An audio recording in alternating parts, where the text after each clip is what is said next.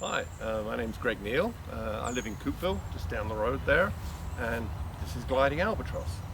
I've been playing with sculpture for many years. The most recent thing is these steel, mostly birds. I like to work with three dimensions. I've dabbled with painting and drawing, and it's just too flat. You know, you can only see it from one direction. Well, this you can see from any direction, and it looks different from every direction. I think it makes it more interesting, it makes it more real. So I played around with sculptures in various materials, and I ended up with working with metal because given the right tools, like a welder and a plasma cutter, especially a plasma cutter, if you get a chance to play with one, do it. They're a lot of fun. It's very easy to work with metal. You can add it and you can subtract it. A lot of other materials you can only subtract, like rock, for instance. Wood is hard to add more wood. With metal, you just weld a bit more on and off you go. So you can make lots of shapes. It's very strong.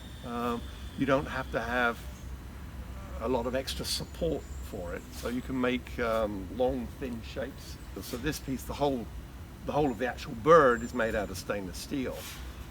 It's a lot more expensive and it's a lot harder to work. It's very tough, and also when you work metal it becomes work hardened, makes it even tougher. With steel, if that happens, you just heat it up to cherry red and let it cool down, and it's like putty. It becomes really soft. That doesn't work with stainless steel. Some parts, like the bases, I still use mild steel and purposely rust it with household chemicals, so that it sort of disappears a bit, you know. This piece has got a lot of compound curves, which I really like, and one of the reasons I chose birds is they have a lot of compound curves. Compound curves meaning, like this piece here is curved this way, but it's also curved that way. That you can't do that with a flat sheet of metal. So I have a planishing hammer, which is air driven, makes a horrible noise, but you know, you have to have earphones on, and it beats and it flattens the metal and makes it thinner. Well, you can't really compress metal unless you've got a sun or something to do it with. If you compress metal here, you flatten it this way and it has to grow that way. So that means all it can do is bow up and make a dish or a bowl shape.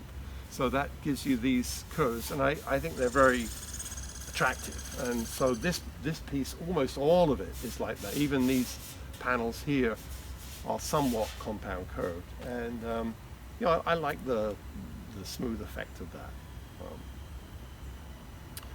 This piece doesn't have an armature as such, so basically what I do with these is I take photographs off the internet and then blow them up to the size I want, either just by measurement or using a pantograph, and draw it out on a big piece of cardboard. So I have a piece of cardboard box unfolded that this whole bird on the side and from the top view, not the wings, just the body, is drawn out. Then I can take pieces of metal and curve them and fit them to that cardboard shape and then weld them all together. So there's no actual armature inside here. It's all just welded to this outer body, but it's strong, so it won't break.